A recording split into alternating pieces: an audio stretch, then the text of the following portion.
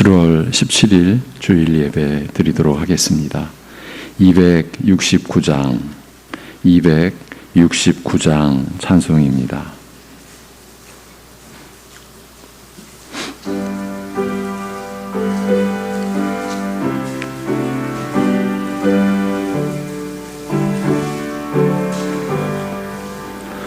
그 참혹한 십자가에 주 달려 흘린 피 샘물같이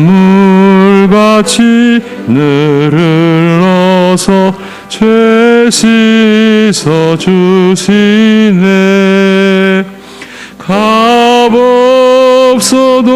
나 나와서 내 죄를 고하면 있는 보다 더히도록 참 성결 얻으리. 나 믿노라 그 보혈 공로를 없어도 피 흘리사 날 구원하셨네. 저 흉악한 한강도는 제 죄를 깨달아 죄 없으신 주 예수를 구주로 믿었네. 내 지은 죄 흉악하나 주 예수 믿으면 용서받은 강도같이 곧 구원받으리. 나 믿노라 그 보혈 공로를 없어도 피 흘리사 날 구원하셨네.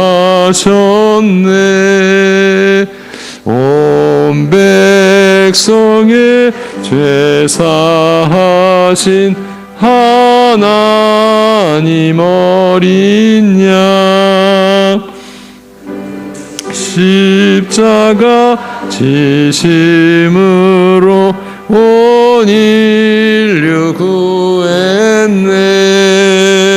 저 영원한 새 나라에 다 같이 모여서 금검은고 한곡조로 새 노래 부르리. 나 믿노라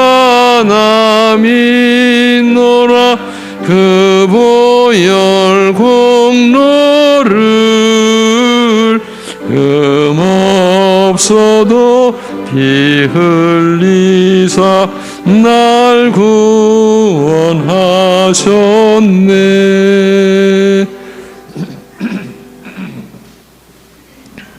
이제 다 같이 사도신경으로 신앙 고백 드리겠습니다. 전능하사 천지를 만드신 하나님 아버지를 내가 믿사오며 그 외아들 우리 주 예수 그리스도를 믿사오니 이는 성령으로 잉태하사 동정녀 마리아에게 나시고 본디오 빌라도에게 고난을 받으사 십자가에 못 박혀 죽으시고 장사한 지 사흘 만에 죽은 자 가운데서 다시 살아나시며 하늘에 오르사 전능하신 하나님 우편에 앉아 계시다가 저리로서 산자와 죽은 자를 심판하러 오시리라. 성령을 믿사오며 거룩한 공회와 성도가 서로 교통하는 것과 죄를 사하여 주시는 것과 몸이 다시 사는 것과 영원히 사는 것을 믿사옵나이다. 아멘.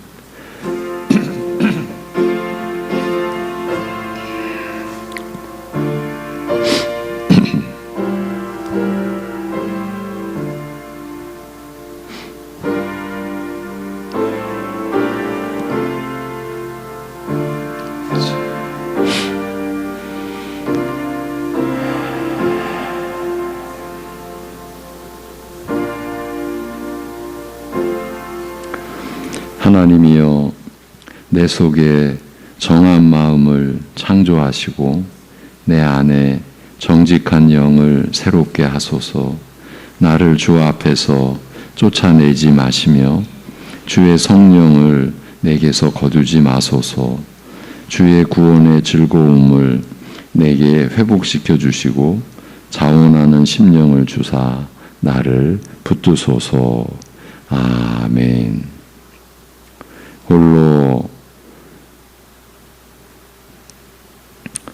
천지를 창조하셨듯 홀로 우리를 구원하여 주신 하나님 아버지, 그 베푸신 은혜를 따라 오직 주 예수 그리스도를 의지하는 믿음으로 하나님 앞에 나와 예배드리는 모든 심령을 그 크신 긍휼과 인자하심으로 품어주시고 붙들어 주옵시고, 오늘도 말씀의 진리와 은혜로 새롭게 되는 신령한 경험을 할 수 있게 인도하여 주옵소서.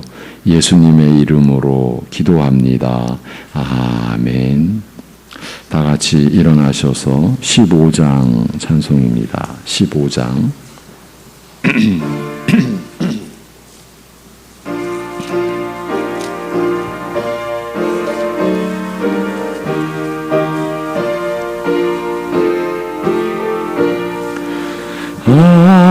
하나님의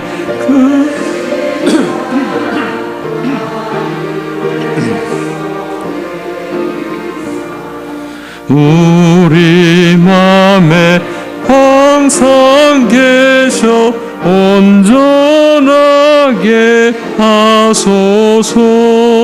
우리 주는 자비하사 사랑 무한하시니 두려워서 떠는 자를 구원하여 주소서. 걱정 근심 많은 자를 성령 감화하시며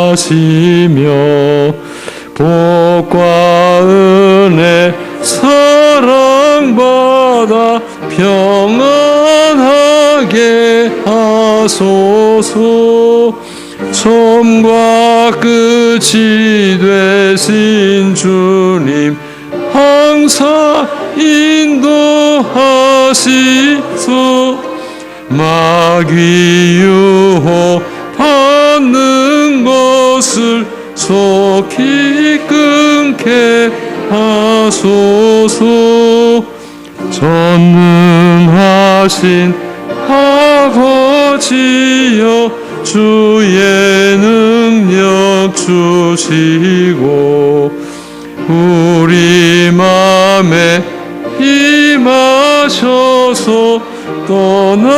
떠나가지 마소서.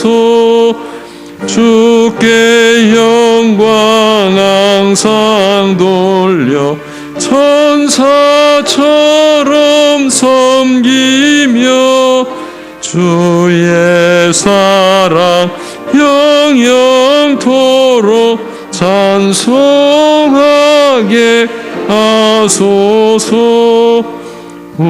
우리들이 거듭나서 흠이 없게 하시고 주의 크신 구원받아 온전하게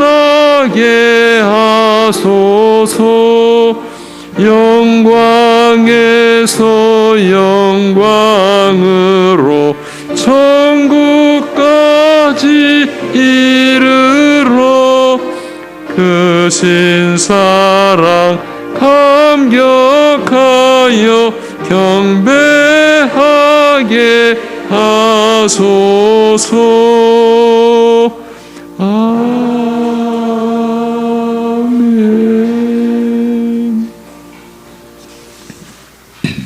교동문 78번 요한복음 14장입니다. 너희는 마음에 근심하지 말라. 하나님을 믿으니 또 나를 믿으라.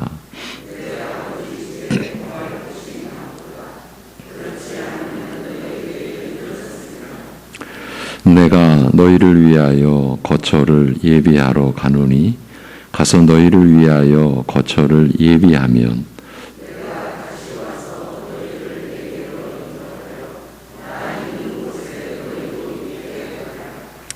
내가 어디로 가는지 그 길을 너희가 아느니라.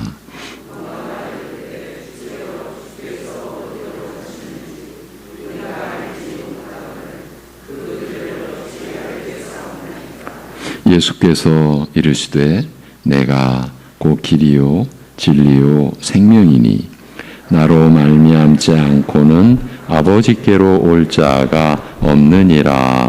아멘.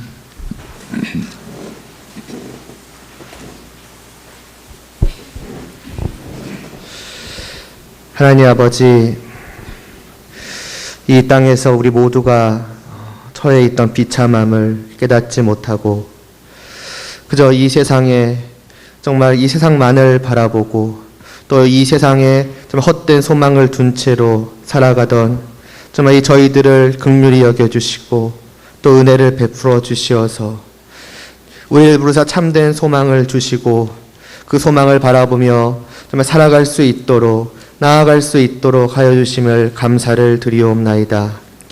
그러함으로 저희들이 그 하나님께 받은 사랑과 은혜에 정말 감사하는 마음으로 이를 베풀어 주신 하나님께 모든 사랑을 올려드리고자 이렇게 함께 모여 예배를 드리오니 하나님 아버지 이 예배를 기뻐 받아 주시옵소서. 이 모든 예배의 시간 동안에 저희들의 마음이 정말 하나님에게서 잠시도 떠나지 않게 하여 주시옵소서. 정말 세상에 소망을 둔 자처럼 정말 세상에 한눈을 팔지 않게 하여 주시옵시고 오직 우리가 진실로 사랑하는 그 하나님만을 바라보며 하나님만을 위하여 하나님께 예배를 드림으로 말미암아서 하나님과 함께하는 그 복된 교제의 기쁨을 온전히 누릴 수 있으며 이를 통해 하나님께 오직 영광을 올려드릴 수 있도록 하여 주시옵소서. 하나님 아버지 정말 소망 없이 살아가는 세상 사람들과 같지 않게 하여 주시옵시고 정말 마치 우리에게 분명한 소망이 주어졌음에도 불구하고 그 은혜를 깨닫지 못하고 그 소망을 내팽개차처럼 살아가지도 않을 수 있도록 은혜를 베풀어 주시옵소서. 우리의 발걸음이 이리저리로 흔들리지 않게 하여 주시옵시고 오직 하나님께로만 똑바로 나아갈 수 있도록 하여 주시옵소서. 이를 위해 이 시간도 정말 다시 한번 저희에게 말씀하여 주시옵소서. 말씀하여 주시지 않으시면 저희는 깨달아 알 수 없으며 또 말씀하여 주신다고 할지라도 금세 잊어버리오니 다시 한번 이 시간도 진리의 말씀을 선포하여 주시옵시고 하나님께서 우리에게 주신 그 소망이 무엇인지를 우리의 마음속에 비추어 주시고 분명하게 새기어 주시어서 그 소망이 잠시로도 우리에게서 떠나지 않게 하여 주시옵시고 잠시도 흐릿해지거나 희미해지지 않게 하여 주시옵시고 정말 우리의 마음속에 정말 분명하게 새겨져서 밝히 빛나는 오직 그 소망을 향하는 길로만 나아갈 수 있도록 은혜를 베풀어 주시옵소서. 그럼에도 저희는 너무나도 연약합니다. 알지만 할 수 없고 정말 새겨져 있어도 금세 다른 곳으로 향하고 마는 것이 또한 저희들이오니 주님 저희들의 모든 발걸음들을 정말 붙들어 주시옵시고 때로는 저희들이 연약하여 넘어질지라도 긍휼히 여겨주시사 다시 저희를 일으켜 세워주시옵시고 늘 주님의 품 안에서 그 마지막 하나님의 나라로까지 그 복된 소망이 완성되는 그 날까지 나아갈 수 있도록 하여 주시옵소서. 그러나 하나님만을 믿고 또 의지하며 하나님만을 위하는 마음으로 오직 이 예배를 드리오니 하나님 기뻐 받아주시기를 다시 한번 간구드리오며 예수님의 이름으로 기도드리옵나이다. 아멘.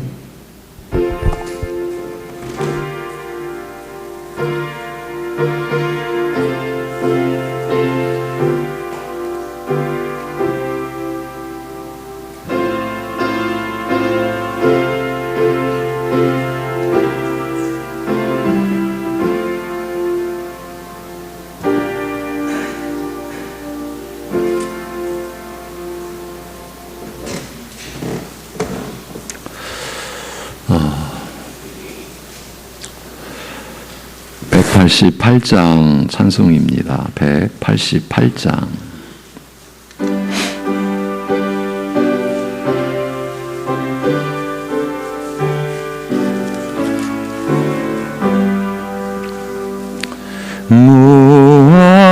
무한하신 주 성령 우리 얻은 성품에 생명빛을 주소서 보혜사시여 우리 죄를 씻으사 피곤한 자 힘주며 잃은 양 찾으소서 보혜사시여 우리 마음의 평안을 이슬같이 내리사 열매 맺게 하소서 보혜사시여 우리들의 연약함 단식하며 도우사 우리 위해 비소서 보혜사시여 예수 말씀 따라서 아버지라 부름을 밝히 가르치소서 보혜사시여 영생하는 인침표 기업 얻을 증거니 천국 인도하소서 보혜사시여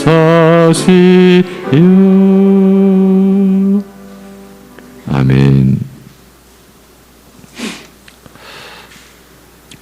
우리의 예배를 기쁘게 받으시고 우리의 찬송을 긍휼히 여기사 받아주시고 우리의 기도를 그 연약한 기도를 기꺼이 들어주시는 우리 아버지 하나님, 이 세상에는 없는 한없는 긍휼과 인자하심으로 오직 하나님을 원수로 여기고 하나님을 대적하던 저희들을 용서하시고 그것도 아들의 죽음으로 용서해 주시고 성령을 보내주셔서 스스로는 도저히 못 깨닫고 믿음에 이르를 수 없는 저희들에게 죄를 깨닫고 회개하고 우리 주 예수 그리스도만을 붙들어야 함을 알게 하시고 믿도록 하신 그 은혜를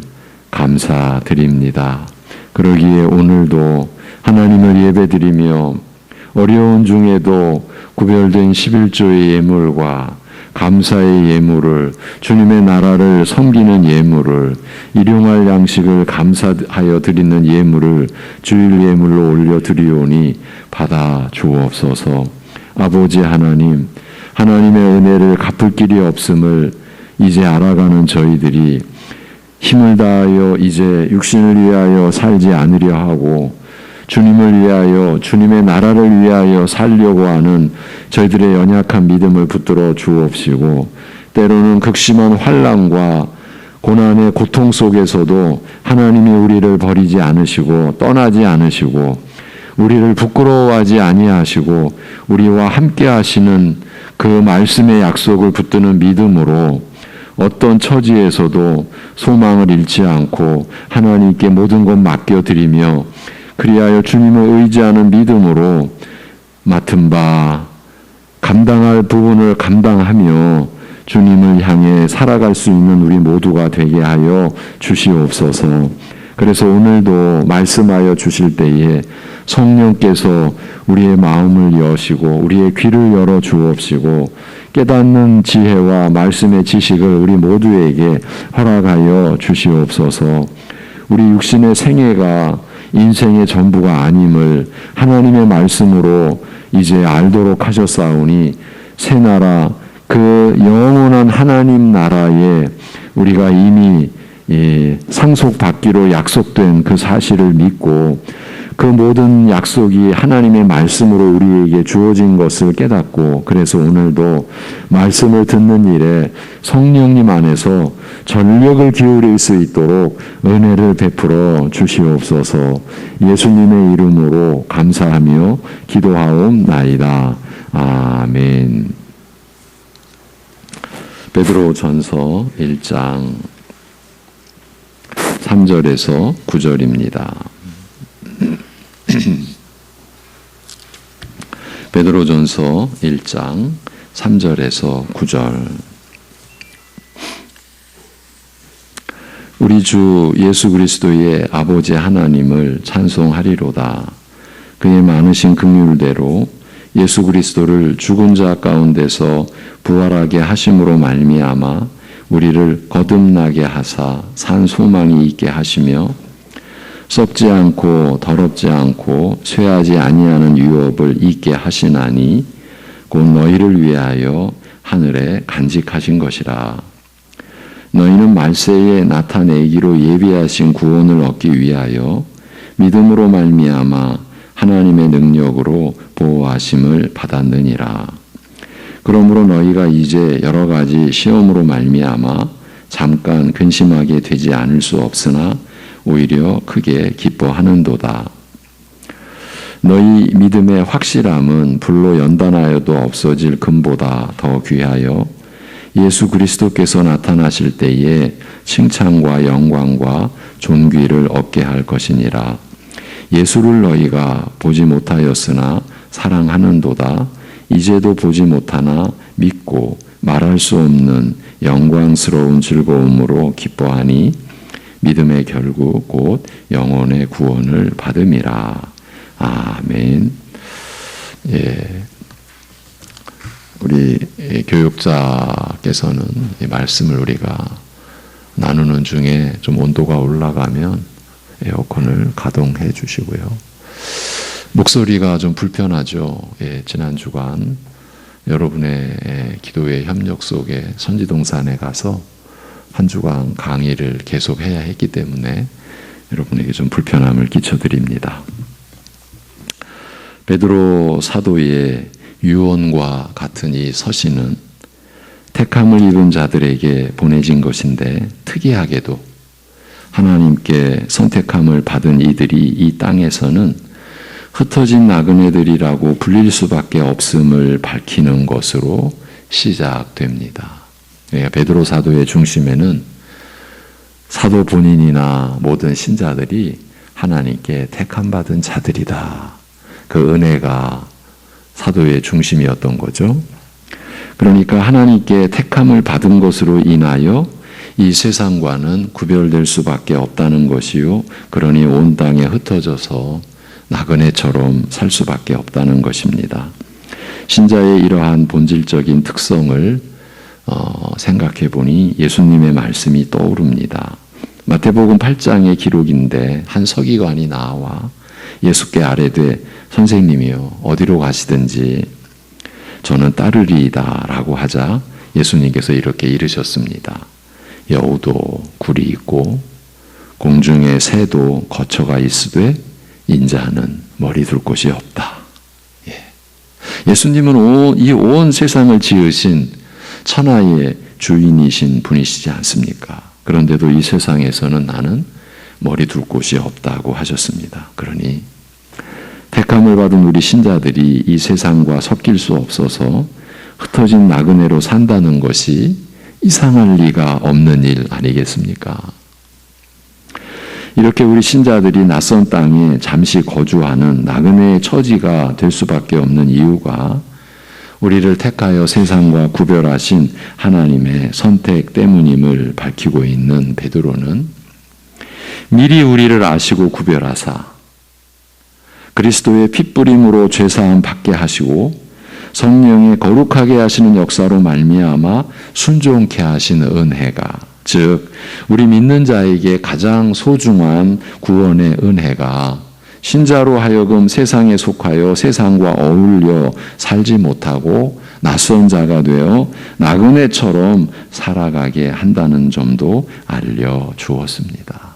그러니까 우리 신자들은 세상과 섞이려고 애를 쓰는 그런 인생을 사는 게 아니라 어떻게 하든지 하나님과 하나님 나라에 더 가까이 그렇게 살려고 애를 쓰는 게 우리죠. 그리고 이어서 사도가 이 구원의 은혜에 대하여 설명하면서 베드로전서의 본론이 전개가 됩니다. 우리 주 예수 그리스도의 아버지 하나님을 찬송하리로다. 그의 많으신 긍휼대로 예수 그리스도를 죽은 자 가운데서 부활하게 하심으로 말미암아 우리를 거듭나게 하사 산 소망이 있게 하시며 썩지 않고 더럽지 않고 쇠하지 아니하는 유업을 있게 하시나니 곧 너희를 위하여 하늘에 간직하신 것이라. 이 구절은 우리를 세상으로부터 구별하는 구원이 어떤 것인지 자세히 설명하는 내용입니다. 이 구원은 무엇보다 하나님께서 그의 많은 긍휼을 따라 우리로 하여금 중생하게 하신 은혜라고 말합니다. 그리고 우리의 영혼으로 하여금 다시 태어나는 것과 같은 근본적인 변화를 겪게 하사 산 소망에 이르게 하셨다고 말합니다. 이 말씀에서 구원의 은혜는 중생하게 하신 은혜라고 하는 것이 핵심이요. 이 요점은 예수 그리스도를 죽은 자 가운데서 부활하게 하심으로 말미암아 우리를 거듭나게 하사 산 소망이 있게 하시며라는 구절로 기록되었습니다. 그래서 지난주 중생에 관한 내용을 중점적으로 말씀드렸었는데 오늘도 설명을 이어가려고 합니다. 그 이유는 오늘날 교회 안에서 중생의 은혜가 잊혀져 가고 있는 그런 진리, 잊혀져 가고 있는 진리가 되었기 때문입니다. 중생의 은혜가요. 지난주 선지동산 사역자들에게서도 확인된 내용입니다. 섬기는 각자 교회의 현실이 그랬습니다. 우리도 결코 예외라고 할 수 없고요. 중생의 은혜가 잊혀져 간다면요, 구원의 은혜가 잊혀져 간다라는 뜻입니다. 그리스도와 그의 십자가에 못 박히심이 교회 안에서 잊혀져 간다, 그 얘기입니다. 이보다 더 심각한 일이 있겠습니까? 그런데 본문에 예수 그리스도의 죽은 자 가운데서 부활하심으로 말미암아라는 표현은 하나님께서 우리로 중생케 하신 은혜가 그리스도의 부활과 밀접한 관계가 있음을 알리고 있습니다. 이 내용이 절대적으로 중요합니다. 그리스도께서 죽으시고 다시 사신 것과 하나님께서 우리로 중생케 하신 은혜는 서로 떨어질 수 없이 하나로 묶여 있다는 뜻이기 때문입니다. 로마서는 이에 대하여 자세히 설명하기를 무릇 그리스도 예수와 합하여 세례를 받은 우리는 그의 죽으심과 합하여 세례받은 줄을 알지 못하느냐. 그러므로 우리가 그의 죽으심과 합하여 세례를 받음으로 그와 함께 장사되었나니 이는 아버지의 영광으로 말미암아 그리스도를 죽은 자 가운데서 살리심과 같이 우리로 또한 새 생명 가운데서 행하게 하려 함이니라고 적고 있습니다. 베드로 사도가 하나님께서 우리로 중생케 하신 은혜가 그리스도의 부활과 밀접한 관계가 있다고 한 내용이 바울 사도가 기록한 로마서에는 방금 봉독해드린 그렇게 설명되어 있는 것입니다. 이 내용이 그리스도를 믿는 신자된 여러분에게 다 일어난, 나타난, 이루어진 일들입니다.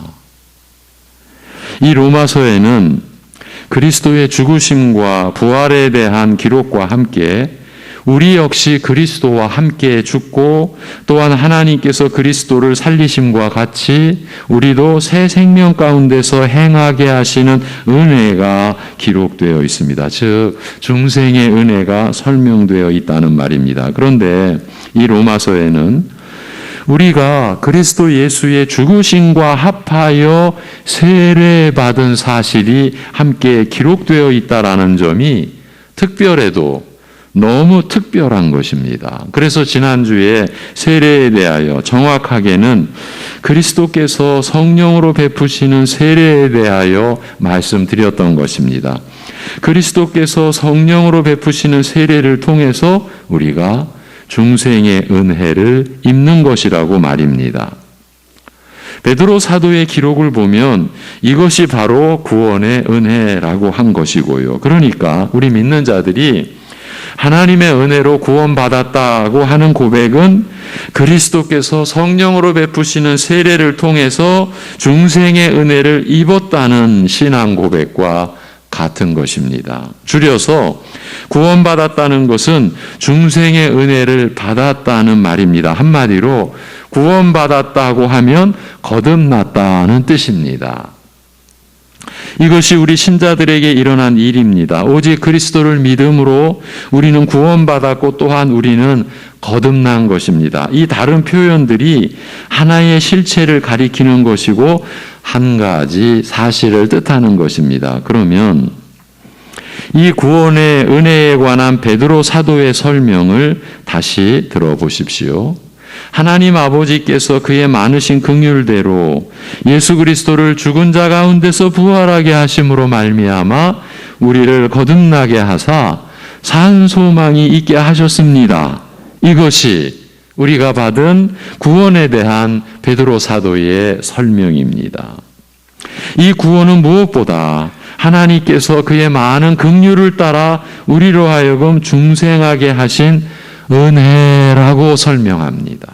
이런 구원의 역사는 오직 아버지 하나님의 그 많은 긍휼을 따라 이루어지게 된 것입니다. 이 첫 출발부터 죄인이 구원받는 은혜의 역사에는 그 죄인들로서는 어떤 방식으로든지 관여하거나 개입할 수 없다는 점이 명백히 드러나 있습니다. 사람은 하나님의 구원 역사에 그 무엇으로도 참여할 수 없고 함께할 수 없습니다. 우리로서는 오직 그 구원을 받을 뿐, 오직 그 은혜를 입을 뿐입니다. 그러니 여기에는 열등의식도 끼어들 수 없고 교만한 마음도 제 자리가 없습니다. 원래 교회는 이런 곳이어야 합니다. 구원의 본질, 곧 그 은혜를 구성하는 하나님의 의는 차별이 없기 때문입니다. 그래서 바울이 그 그리스도를 믿음으로 말미암아 모든 믿는 자에게 미치는 하나님의 의인이 차별이 없느니라고 한 것입니다. 우리의 신앙이 이제 연륜을 갖고 성숙해 갈수록 우리의 내적인 마음에서 차별의식을 거두어내는 그런 작업이 계속되어져야 합니다. 그래서 교회는 하나구나. 이것이 우리 믿음이 나아가는 방향입니다. 다 다른데 서로 같지 않은데 그래서 거기서 서로 비교하고 시기 질투하는 것이 무슨 일이냐면 예수 그리스도께서 우리의 죄로 죽으신 그 은혜를 가볍게 그리고 가치 없게 그렇게 여긴다는 생각을 해보십시오. 차별의식을 가질 수 있겠습니까? 그리고 교회 안에서 서로 시기 질투하는 일이나 스스로 높아지는 일이나 남을 멸시하는 일이 일어날 수 있겠습니까? 이런 우리의 행태가 다 무엇을 말하느냐 하면 우리가 평생 그리스도의 십자가를 바라본다고 하면서 껍데기만 바라보고 우리의 영혼은, 우리의 마음은 그리스도의 그 십자가의 은혜에 아직도 미치지 못했다. 어쩌면 그런 증거, 무서운 증거가 될 수 있습니다. 다시 돌아와서 그런데 베드로는 예수 그리스도를 죽은 자 가운데서 부활하게 하심으로 말미암아 우리를 거듭나게 하사라고 하지 않습니까? 그런데 이 말은 앞에서 그리스도께서 성령으로 베푸는 세례를 통해서 우리가 거듭나는 은혜를 입었다고 한 말과 똑같이 우리의 구원을 설명하는 내용입니다. 그렇다면 예수 그리스도를 죽은 자 가운데서 부활하게 하심으로 말미암아라는 것과 그리스도께서 성령으로 베푸는 세례를 통해서라고 하는 것은 둘 다 하나의 실체를 가리키는 것입니다. 그렇습니다. 이 둘은 하나입니다. 즉 하나님께서 우리를 구원하시는 하나의 일을 의미합니다. 그러면 우리식으로 표현해서 이 둘이 어떻게 하나가 될 수 있겠습니까? 그것은 이렇게 하나가 됩니다. 즉 예수 그리스도께서 죽으시고 부활하신 것을 근거로 해서 예수 그리스도께서 성령으로 세례를 베푸시는 것입니다. 그러니까 예수 그리스도께서 우리의 죄로 죽으시고 우리의 의를 이루시기 위해 다시 살아나신 일이 없으면 예수 그리스도께서 성령으로 세례를 베푸시는 일은 일어날 수 없다는 말입니다. 그렇다면 우리 역시 중생의 은혜를 입을 수 없게 됩니다. 즉 거듭날 수 없다는 말입니다. 구원은 있을 수 없게 된다는 그런 얘기입니다. 예수님이 죽으시고 부활하신 뒤에 승천하시고 하나님 보좌 우편에 앉으셔서 하나님 아버지께 받아 성령을 보내주셨습니다. 이것이 내 복음서와 사도행전의 증언입니다. 이처럼 성령을 보내시어 복음 전파와 더불어 역사하게 하시되 복음을 믿어 그리스도를 영접하게 하심으로써 죄사함의 은혜를 얻게 하시며 성령을 선물로 받게 하시니 이 역사, 이 일을 일컬어 그리스도께서 베푸시는 성령 세례라고 하는 것입니다. 그런데 그리스도께서 주시는 성령 세례는 성령으로 말미암는 근본적인 영적 변화, 곧 옛사람이 죽고 새 사람이 사는 새로운 영적 생명을 가리키는 것입니다. 우리 다 옛사람, 육적 성품, 죄된 성품의 본질로 살았다가 어느 시점에 여러분의 그 인생 어느 시점에 그리스도를 영접하고 하나님 아버지를 아버지라고 부르는 믿음의 역사가 일어나게 됐죠. 그로 인해서 여러분은 그 옛사람은 죽고 새 사람이 사는 새로운 영적 생명, 새 생명으로 살게 된 거예요. 여러분, 신자가 그런 사람입니다. 바로 이 사실을 바울이 로마서에서 우리가 그의 죽으심과 합하여 세례를 받음으로 그와 함께 장사되었나니, 우리의 옛사람이 장사되었나니, 그런 의미죠. 이는 아버지의 영광으로 말미암아 그리스도를 죽은 자 가운데서 살리심과 같이 우리로 또한 새 생명 가운데서, 그러니까 새 사람으로 새 생명 가운데서 행하게 하려 함이니라고 설명한 것입니다. 마태, 마가, 누가, 요한 이 네 복음서는 예수님보다 앞서 와서 천국을 전파하며 죄사함의 세례를 베푸는 세례 요한의 기록으로 시작됩니다.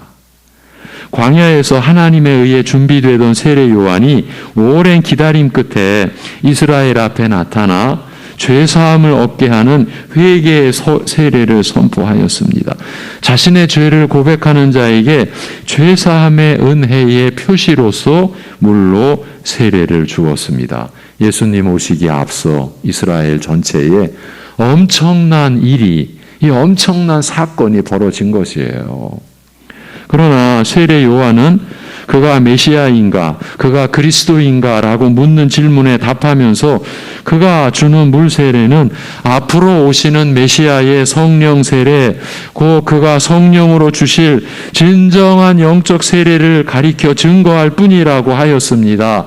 즉 요한이 물로 주는 세례는 그 자체가 죄사함의 은혜를 얻게 하는 무엇이 아니요, 다만 그리스도께서 주시는 성령 세례, 성령으로 말미암는 근본적인 영적 변화, 옛사람이 죽고 새 사람이 사는 새로운 영적 생명을 가리키는 표였을 뿐이라는 말입니다. 성령께서 우리의 죄를 불로써 소멸하듯이 제거하여 정결케 하실 일을 가리키는 것이었다는 말입니다. 나는 메시아가 아닙니다. 나는 메시아를 가리키는 하나님의 일꾼에 불과합니다. 세례 요한의 고백이었죠. 그래서 나는 쇠하여야 하고 그가 흥하셔야 합니다. 인간이 할 수 있는 가장 아름다운 말이라고 누군가 이렇게 말했죠. 이게 세례 요한의 역할이었습니다. 그런데 예루살렘과 온 유대와 요단강 사방에서 유대인들이 다 세례 요한에게 나와 자기들의 죄를 자복하고 요단강에서 요한에게 세례를 받을 때에 예수께서 갈릴리로부터 요단강에 이르러 요한에게 세례를 받으려 하시니 요한이 말려 이르되 내가 당신에게서 세례를 받아야 할 터인데 당신이 내게로 오시나이까 라고 하며 자신은 허락할 수 없다고 세례 베풀 수 없다라고 하는 일이 일어났습니다. 그러나 이때 예수님의 반응은 의외였습니다. 이제 허락하라. 세례를 베풀라는 거죠. 허락하라. 우리가 이와 같이 하여 모든 의를 이루는 것이 합당하니라. 이 말씀은 예수님께서 회개의 세례를 받으신 것이 옳고 합당한 일이었고 필요한 일이었음을 뜻합니다. 그렇다면 용서받을 죄가 없으신 분이 죄 사함을 위한 세례를 받아야 할 필요가 있다는 것은 도대체 무슨 뜻입니까?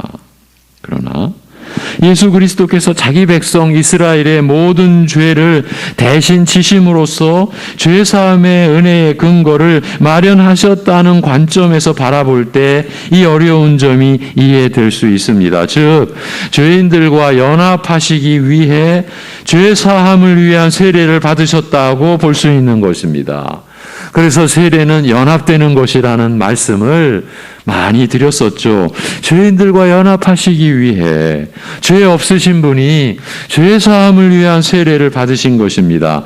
그러니까 자신의 죄 때문에 세례를 받으신 것이 아니라 자기 백성의 죄 사함의 근거를 마련하기 위해 받으신 세례이므로 예수님의 세례는 죄인인 우리가 받는 세례와는 달리 특별한 뜻을 갖는 것입니다. 우리가 받는 세례는 우리의 죄가 사함받는 은혜의 세례이지만 예수님의 세례는 우리의 죄를 사하기 위한 세례이며 이를 위해 친히 우리의 죄값을 자신의 죽음으로 대신 치르시는 것을 의미합니다. 이것이 하나님의 은혜입니다. 우리의 죄값을 자신의 죽음으로 대신 치르신 것, 이것을 교회는 하나님의 은혜라고 하는 겁니다. 교회가 이 세상에서 온갖 핍박과 조롱을 받아도 교회는 교회여야 하는 것은 하나님의 나라만을 오직 전파하고 예수 그리스도의 복음만을 전해야 하는 것은 이 은혜 때문인 것입니다. 이 은혜가 없으면 저나 여러분은 지옥의 자식이 될 수밖에 없기 때문입니다. 마귀와 그 수하들을 위하여 예비해 놓으신 영원토록 불타는 그곳에 우리가 우리의 죄로 인하여 갈 수밖에 없기 때문인 겁니다.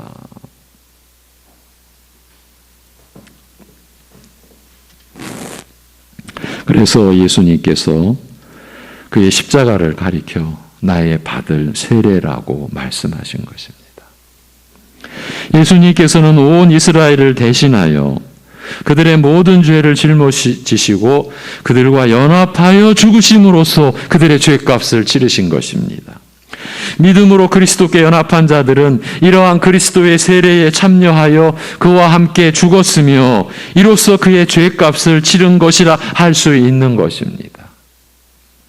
이것이 바로 우리가 예수 그리스도를 믿음으로써 받는 죄사함의 은혜입니다. 우리가 그리스도와 함께 십자가에 못 박혀 죽었다는 말씀은 이러한 뜻인 것입니다. 우리가 받는 세례는 바로 그리스도와 함께 죽은 것을 가리키며 그리스도께서 죽으심으로써 내 죄값을 치르신 그 은혜를 근거로 죄사함을 얻는 것을 뜻하는 것입니다. 예수님이 여러분의 죄로 죽으셨기 때문에 그 은혜를 근거로 여러분의 죄가 사함을 받는 것입니다. 세례를 침례 곧 물속에 잠기는 것이라고도 하지 않습니까?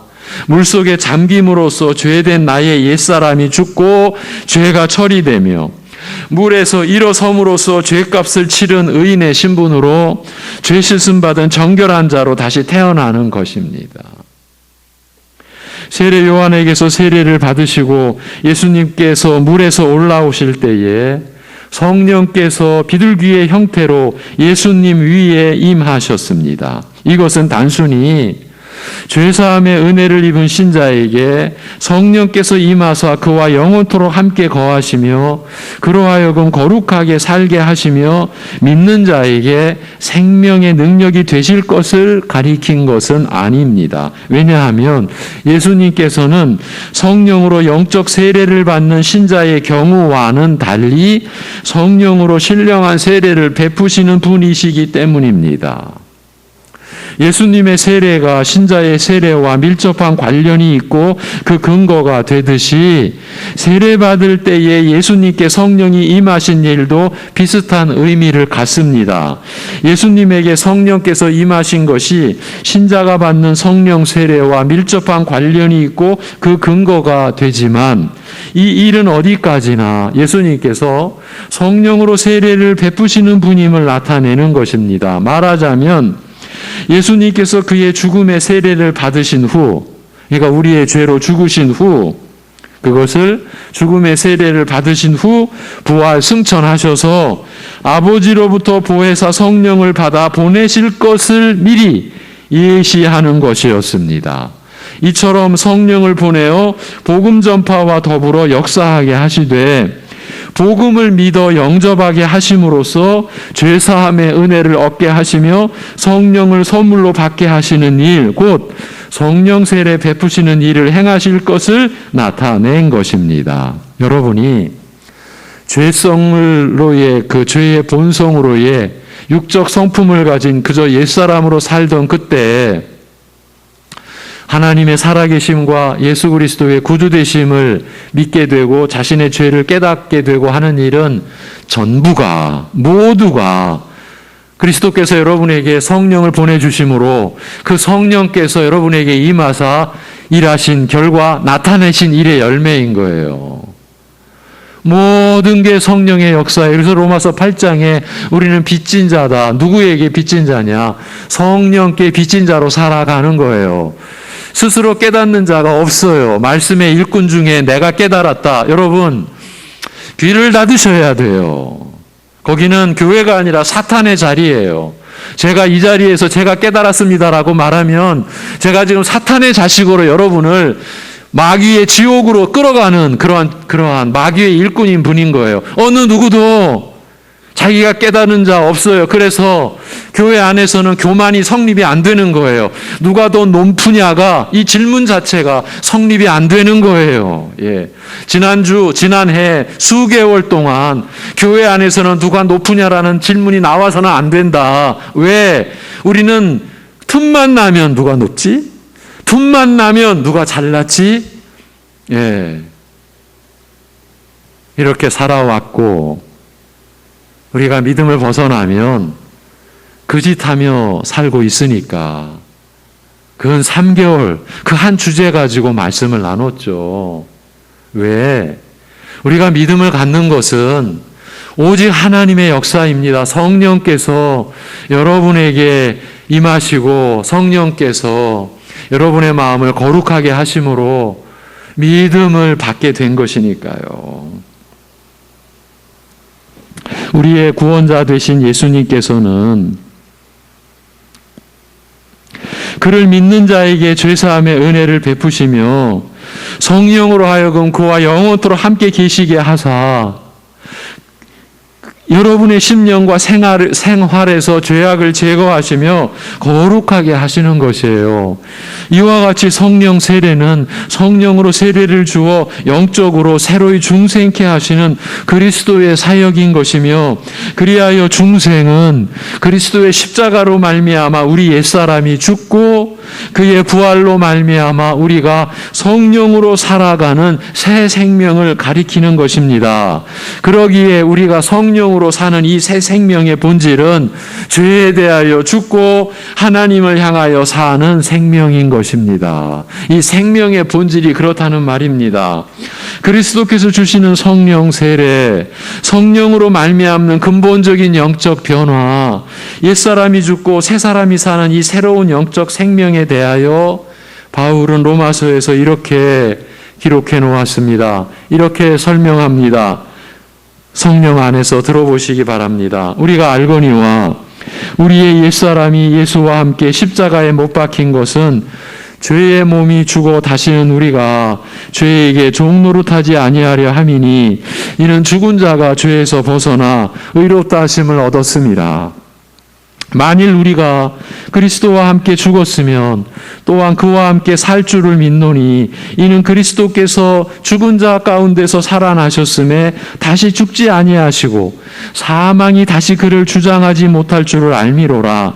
그가 죽으심은 죄에 대하여 단번에 죽으심이요 그가 살아계심은 하나님께 대하여 살아계심이니, 이와 같이 너희도 너희 자신을 죄에 대하여는 죽은 자요 그리스도 예수 안에서 하나님께 대하여는 살아있는 자로 여길지어다. 아멘. 로마서 6장 6절에서 11절의 말씀입니다. 베드로 사도는 우리 신자들로 하여금 이 세상에서 나그네처럼 살게 하는 은혜, 곧 우리를 이 땅에서 구별시키는 구원의 은혜를 가리켜 바로 이러한 중생의 은혜라 하였던 것입니다. 이렇게 하나님 아버지께서 그의 많으신 긍휼대로 예수 그리스도를 죽은 자 가운데서 부활하게 하심으로 말미암아 우리를 거듭나게 하사 산 소망이 있게 하셨다라고 말입니다. 그렇다면 우리 믿는 자들은 누굽니까? 우리는 어떤 사람들입니까? 그리스도와 함께 죽고 그리스도와 함께 다시 산 자입니다. 달리 말하면 그리스도께서 성령으로 새로운 영적 출생을 경험하게 하신 자, 곧 중생의 은혜를 입은 자입니다. 이것이 성경이 신자를 가리키는 말입니다. 이제 두 가지 내용을 정리하고 오늘 말씀을 맺겠습니다. 첫째는 구원의 은혜는 왜 죽고 다시 사는 중생의 은혜여야만 하는 것입니까? 그러니까 우리가 구원받는 것이 새로운 출생과 같다라고 한 것은 다른 이유에서가 아니라 사람 안에 있는 내부의 문제가 새로운 출생이 아니면 해결될 수 없을 만큼 심각하고 근본적이기 때문입니다. 이로써 인간의 부패한 성품, 그 죄된 성품은 새로운 출생이 아니고서는 극복될 수 없다는 사실이 드러난 것입니다. 하나님 나라 안에서 일어나는 우리 인생의 변화는 근본적인 변화인 거예요. 그저 마음을 달리 먹는 그런 차원이 아니에요. 여러분이 갖는 믿음이 여러분이 뭘 느끼고 뭘 배웠다고 해서 뭘 체험했다고 해서 갖는 그런 믿음이 아니에요. 여러분 스스로도 생각하실 수 있잖아요. 그런 정도로 갖는 믿음으로 영생을, 감히 영원한 생명을 내가 받았다라고 말할 수 있겠습니까? 솔직히 우리도 내가 그런 정도로 믿음을 가졌다면 그 믿음으로 내가 영원히 살 수 있다라고 여러분 할 수 있겠습니까? 여러분 영원히 살 수 있다라는 믿음이 없으면 우리 이 믿음의 예배 헛것이에요. 왜 우리가 이런 예배를 드립니까? 육신으로 좀 더 잘 살려면 여러분 스스로도 얼마든지 잘할 수 있으세요. 저보다 훨씬 더 잘할 수 있으세요. 그런데 우리는 지금 이 세상 나라, 육신의 나라가 아니라 하나님 나라에 속한 자로 하나님께 예배를 드리고 있는 거예요. 하나님 나라를 위한 믿음을 받은 거예요. 그러니 그 믿음이 하나님께서 우리에게 베푸신 것이지 우리가 가진 믿음이라고 할 수 있겠습니까? 우리의 완악하고 부패한 성품은 새로운 출생에 의하여 바뀌지 않는 한 극복될 수 없다라는 뜻입니다. 우리 같은 죄인들이 구원받아 하나님 나라에 속하게 되는 것은 새로운 출생에 의해 이 근본 문제가 해결되고 나서야 가능하다라는 말입니다.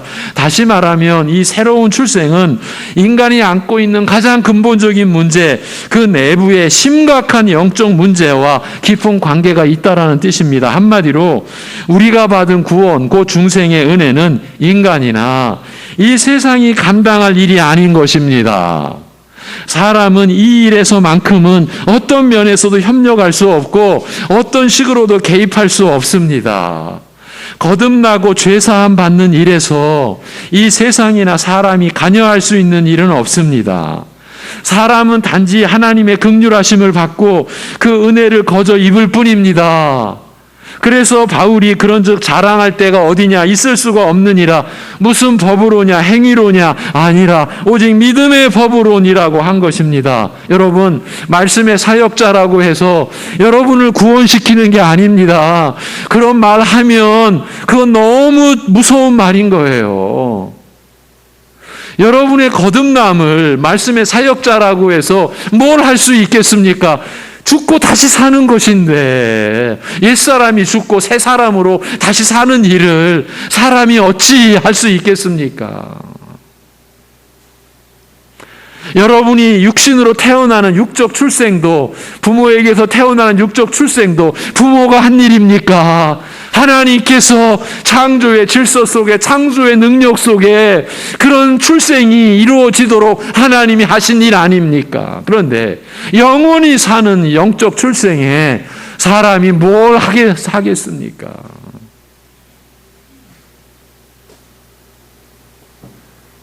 사람을 쫓는 믿음이 얼마나 허망한지를 일찍이 아셔야 합니다. 그렇다면 우리는 어떻게 죽고 어떻게 다시 살아나는 중생을 경험할 수 있습니까? 이것이 오늘 두 번째로 정리할 주제입니다. 그래서 그리스도께서 성령으로 세례를 베푸시는 은혜뿐인 것입니다. 그리스도께서 우리의 죄로 죽으시고 다시 살아나신 것을 근거로 하여 우리에게 보내어진 성령께서 그리스도와 우리를 연합되게 하심으로써 그리스도께서 죽으실 때 우리도 죄에 대하여 같이 죽고 그리스도께서 다시 살아나셨을 때 그와 연합된 우리는 새 생명으로 살게 된 것입니다. 우리가 죽고 다시 사는 길은 이것뿐인 것입니다. 그래서 중생을 그리스도의 십자가로 말미암아 우리 옛사람이 죽고 그의 부활로 말미암아 우리가 성령으로 사는 새 생명을 가리키는 것이라 했고, 우리가 성령으로 사는 이 새 생명의 본질은 죄에 대하여 죽고 하나님을 향하여 사는 생명이라고 한 것입니다. 그러니 어찌 이 중생과 새 생명을 사람의 지혜로 고안해낼 수 있겠으며, 그렇지 않다면, 고안을 할 수 없다면, 그렇다면 사람의 능력으로 받아낼 수는 있겠습니까? 없습니다. 절대로 그런 일은 일어날 수 없습니다. 그러니 구원은 제하기 나름이라고 하는 알미니안 같은 신학이나 사상은 절대 거짓이요 사탄의 작품에 불과한 것입니다. 그런데 현대 신학자들이 알미니안이 교회를 지배하고 있다라고 그렇게 판단을 하니 우리가 얼마나 무서운 시대를 살고 있는 것입니까? 구원은 지하기 나름이랍니다. 그렇다면 지금까지 나눈 우리 내용은 다 무효, 헛것이잖아요. 자기 하기 나름이라니까. 그리고 중생의 은혜를 받지 못하고 경험하지 못한 채로 복 받았다고 은혜 받았다라고 하는 모든 것은 다 거짓입니다. 스스로 속고 있는 것입니다. 평생 교회 생활, 교회 출석에도 중생의 은혜 없이는, 그 은혜 받지 못한 상태로는 그 중생의 은혜를 경험하지 못한 상태로는 다 무효입니다. 헛것입니다. 스스로 속고 있는 거예요. 그래서 예수님께서 진실로 진실로 내게 이르노니 사람이 거듭나지 아니하면 하나님의 나라를 볼 수 없다고, 사람이 물과 성령으로 나지 아니하면 하나님 나라에 들어갈 수 없다고 말씀하신 것이에요. 여기 물과 성령으로, 물이라고 하는 것은 세례 요한이 물로 세례를 베푼 그걸 의미하는 거고, 성령으로는 그리스도께서 성령으로 세례 베푸시는 것을 가리키는 거죠. 그렇게 성령으로 나지 아니하면 하나님 나라에 들어갈 수 없다, 구원은 없다, 이 말씀을 하신 거예요. 그러니까 우리가 구원받았습니다라고 하는 것은 중생의 은혜를 받았습니다, 거듭났습니다라고 하는 것이고, 그것은 여러분에게서 근본적인 영적 변화가 일어났다, 새로운 출생을 했다, 그 고백인 것이에요. 근본적인 변화가 일어났어요. 그러니 옛 성품, 내 본래의 성질대로 나는 살아? 신자들은 이런 말을 할 수가 없고 해서도 안 되는 것이에요. 왜? 다시 태어났으니까요. 거듭났으니까요. 이게 믿음으로 사는 거예요. 그래서 신자들은 그리스도 안에서 이미 영원히 온전케 됐고 거룩해진 그 하나님의 약속 말씀 안에서 날마다 변화되어지고 거룩해져가는 인생을 살아가는 것이에요. 하나님께서 여러분에게 일생을 주신 것은 그러한 은혜를 경험하는 일생을 살라고 주신 것이에요. 이렇게 말씀을 맺습니다. 오늘 말씀으로 나눈 중생에 관한 이 모든 내용이 바로 예수 그리스도를 하나님의 아들이시요 나의 구주로 믿는 모든 신자들에게 실제로 일어난 구원의 역사요 그 은혜입니다. 거듭남 곧 중생은 주 예수 그리스도를 믿는 모든 신자들에게 차별 없이 임하는 구원의 은혜인 것입니다. 기도하겠습니다. 하나님 아버지, 주님의 몸된 교회에 이 하나님 나라의 진리를, 우리를 영원히 살리시는 그리스도의 복음의 말씀을 오늘도 허락하여 주셨사오니 감사합니다.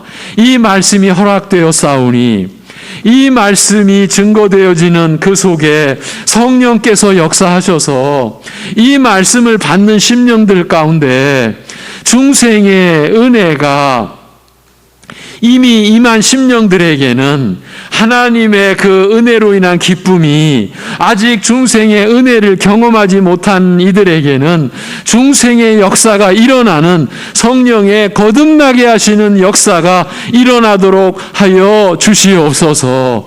하나님 아버지, 내 죄 사함 받은 그 은혜의 기쁨, 그 무엇보다도 내가 이제 하나님을 아버지라 부를 수 있게 된 그 은혜, 그 은혜에 대한 고백이, 그 기쁨이 과연 나에게 내 믿음의 중심인지, 그 은혜가 내 삶의 근본인지, 내가 그 은혜 위에서 살아가고 있는 것인지를 오늘 말씀을 통해 확인되어지는 각자의 심령 속에서의 역사가 일어나도록 허락하여 주시옵소서. 아버지 하나님, 우리 교회학교 여름 성경학교 여름 수련회도 유치로부터 시작된 이 여름의 모든 말씀의 이러한 일들이, 이러한 거듭남의 역사가 일어나는, 성령께서 그리스도께서 우리 위에 죽으시고 부활하신 그 은혜를 우리 어린 자녀들에게 입혀주는 그러한 새 생명의 역사가 일어나는 일정들 되게 하여 주시옵소서. 육적인 프로그램이 아니라 그리스도께서 성령으로 일으키시는 영적인 시간들 되도록 역사하여 주시옵소서. 하나님 아버지, 이 중생의 은혜에 대한 확신이 없을 때, 믿음이 가지 않을 때, 딴 일, 딴 생각하지 말고 하나님 앞에 담대하게 나와 그 중생의 은혜를 입게 해달라고, 중생의 은혜를 경험케 해달라고 하나님 앞에 간절히 빌고 또 비는 그러한 우리들 되게 주여 붙들어 주시옵소서. 하나님 아버지, 이러한 하나님의 은혜로 인한 감사와 기쁨 속에서도 우리는 언제나 고난의 어려움과 또 슬픔의 고통을 겪습니다. 아버지 하나님, 그러한 우리 위에 무한한 위로와 하늘의 위로와 신령한 그러한 위로의 은혜를 우리에게 베풀어 주시옵시고, 그런 우리와 하나님이 함께하고 우리를 떠나시거나 버리시지 아니하심을 믿고, 그로 인하여 하나님께 더욱 그 고난 때문에 나아가고, 그 고통 때문에, 슬픔 때문에 하나님께 모든 것 맡기고 하나님을 아버지라 부르며 나아가는 믿음의 역사가 일어나게 하여 주시옵소서. 우리 주 예수 그리스도의 이름으로 기도하옵나이다. 아멘. 548장 찬송입니다.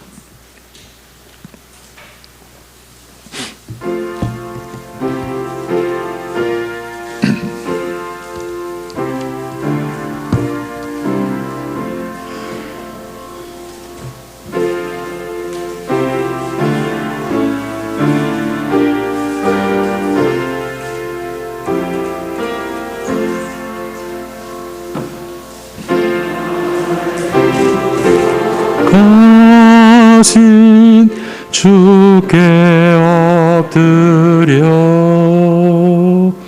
그 크신 은혜 찬송합니다.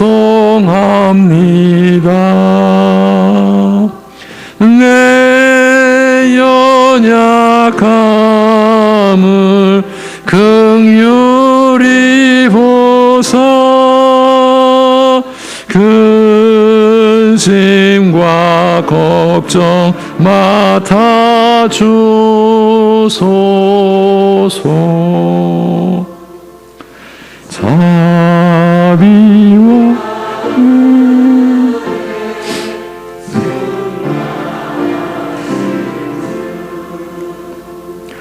진리로 우리 다스리시네. 우리의 마음 방황할 때에 갈 길을 비춰 인도하소서.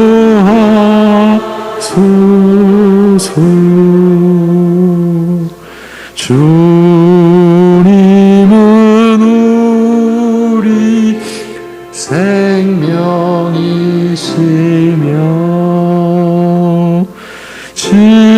진리와 길이 되시나이다.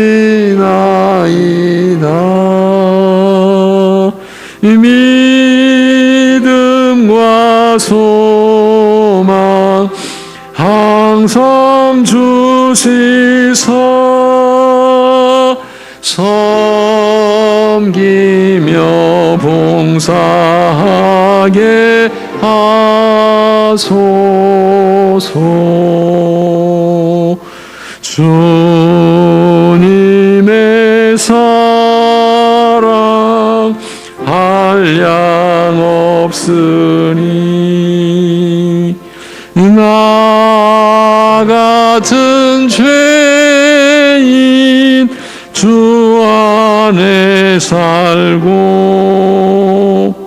내 안에 주님 항상 계시으니 죄악이 나를 주장 못하네. 우리가 구원 얻을 때까지 믿음에 굳게 세워주시고 은혜와 진리 넘치게 하사 주님 뜻 이루어지게 하소서. 아멘.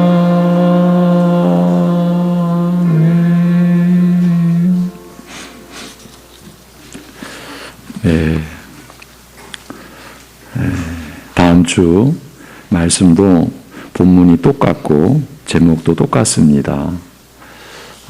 이 본문으로 좀 더 우리가 말씀을 나눠야 될 것 같습니다. 그 다음 장, 김찬묵 목사님이 섬기시는 한빛교회 잘 아시죠? 장애인 가족 공동체이죠? 위에서 기도해 주시기 바랍니다. 오직 진리 그 말씀 안에서 사랑이 역사하는 교회와 가정을 위해, 그리고 우리 민족과 나라를 하나님께서 그 사랑으로 품어주시기를 위해 영육 간의 연약한 교우들, 이웃들, 나라들을 위해 우리는 기도해야 합니다. 오늘 2부 예배 후에 재직회가 열립니다. 기도해 주세요. 우리 최희자 집사님, 김학수 우리 청년이 안타깝게도 교통사고가 나서 아주 큰 사고는 아니라고 하는데도 어쨌든 교차로에서의 사고입니다. 그래서 자생 한방병원에서 치료 중에 있으니 기도해 주시고요. 우리 성민 형제가, 김성민 성도가 우리 김천주 성도님, 김동원 집사님의 장남 우리 성민 형제가 지난주 7월 14일 하나님의 부르심을 받았습니다.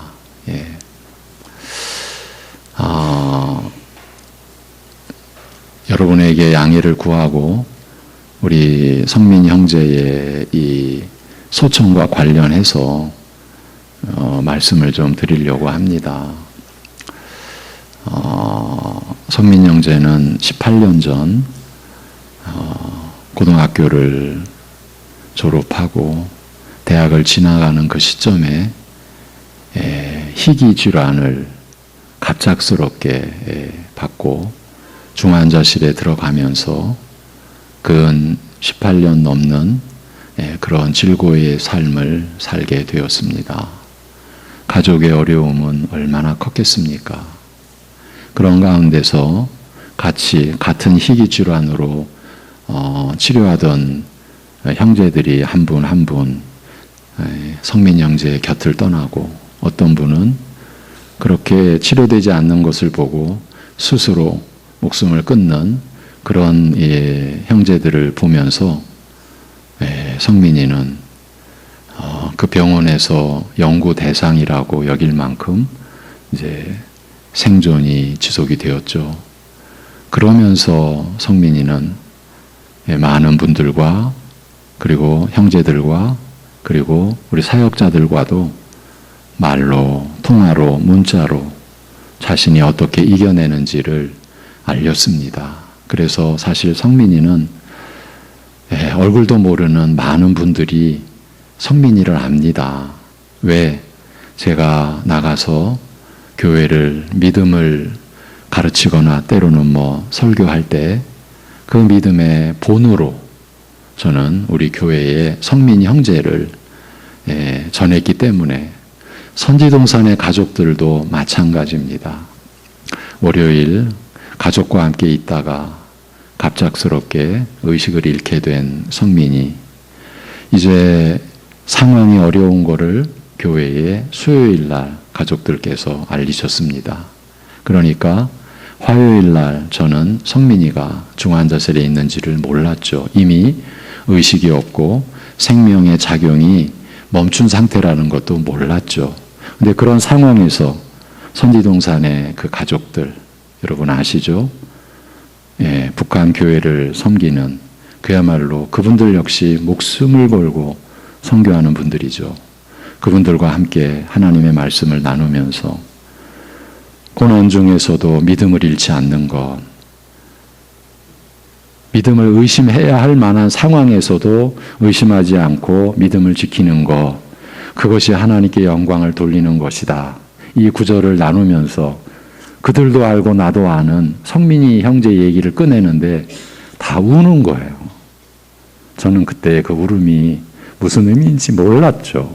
저도 울고 다 울었어요. 성민이가 이제 하나님의 부르심을 가족 품에서 기다리고 있는다라는 것을 몰랐죠. 모르는 상황에서 우리 믿음의 표본이라고 할 수 있는 성민이 얘기를 나누면서 다 같이 울었어요. 저도 좀 의아했어요. 왜 이렇게 울지? 저도 울었고. 그리고 수요일 날 그 소식을 받고 목요일 날 새벽에 소천의 소식을 들었습니다.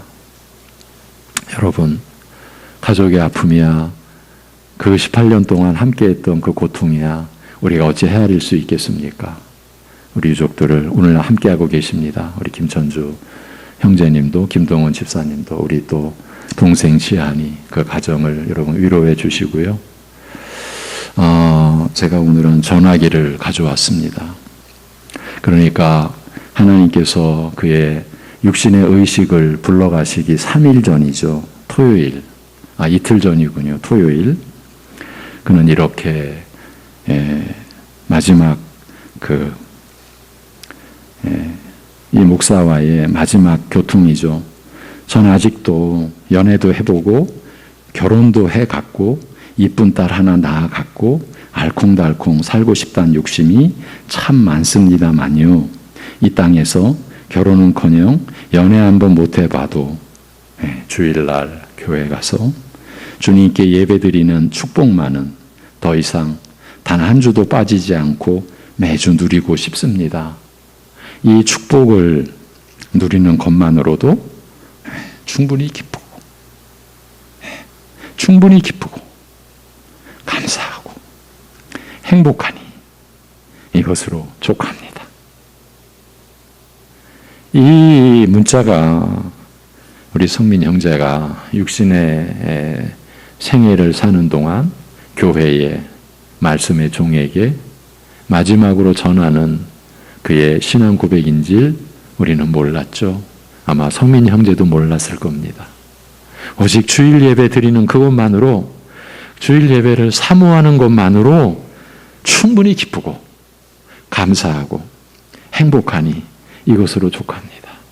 그래서 우리 교역자들이 이제 장례 예배를 섬기는 목요일은 제가 선지동산 가족들과 함께 우리 성민이의 장례를 위해 기도했습니다. 그때 제가 이 문자를 전해드렸습니다. 그런데 거기에는 결혼도 안 하고 홀몸으로 북한 교회 재건을 위해 섬기는 분들 2분이나 계셨거든요.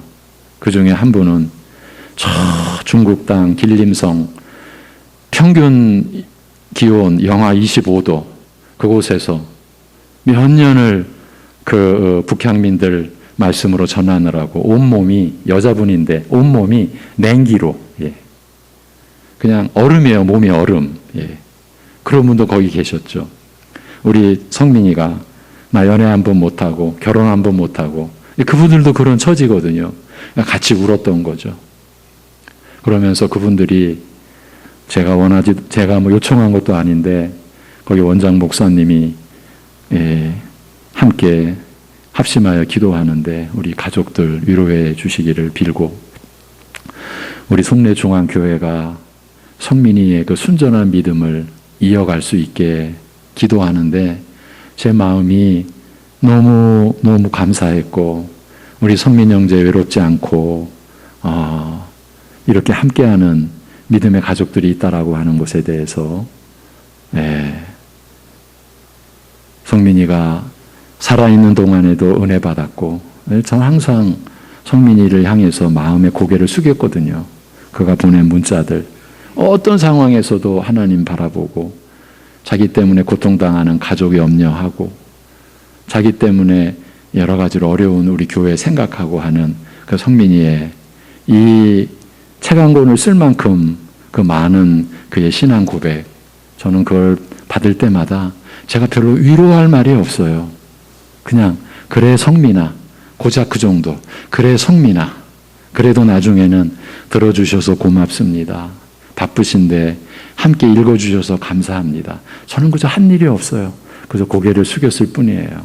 여러분, 이런 믿음의 형제를 하나님께서 정하신 날 불러가셨습니다. 우리 교역자들이 제가 없을 때 우리 유족들 위로하면서 슬퍼하지 마세요. 데살로니가 전서의 말씀으로 슬퍼하지 마세요. 그 말씀을 전했다고 합니다. 여러분, 우리 성민 형제는 지금 낙원에 하나님 품 안에 그리스도께서 다시 오실 때까지 안식하는 그야말로 온전한 평안, 온전한 복락 속에 있음을 우리가 믿고 유족들을 위로해 주시고 이 아들의 믿음을 우리가 잘 받는 교회로 세워나가는 그러한 역사가 있기를 바라고 기원합니다.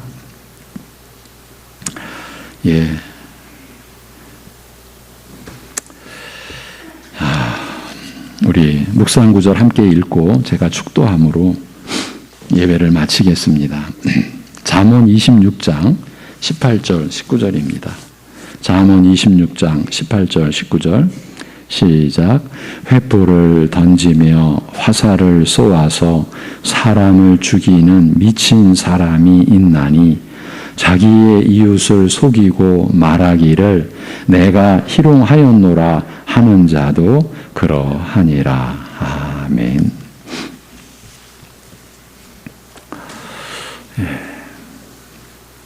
우리의 죄를 위해 죽으시고 우리의 의를 이루시기 위하여 다시 사신 예수 그리스도의 은혜와 그 아들을 우리를 위해 내어주신 아버지 하나님의 사랑과 우리 안에 영원히 거하시며 이 은혜와 사랑의 역사를 이루시는 성령님의 교통하심이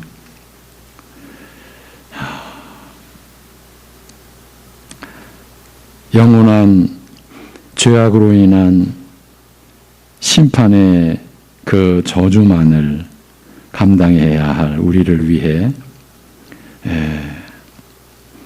십자가에 못 박혀 죽어주신 예수님, 그 예수님을 의지하고 그 예수님을 붙잡고 그 예수님께 자신의 모든 것을 맡기는 그 감사와 그 기쁨과 그 복됨으로 살아가는 모든 이들과 이러한 믿음과 하나님 나라를 구하는 모든 이들 가운데 영원토록 함께 하시기를 주님의 이름으로 축원하옵나이다.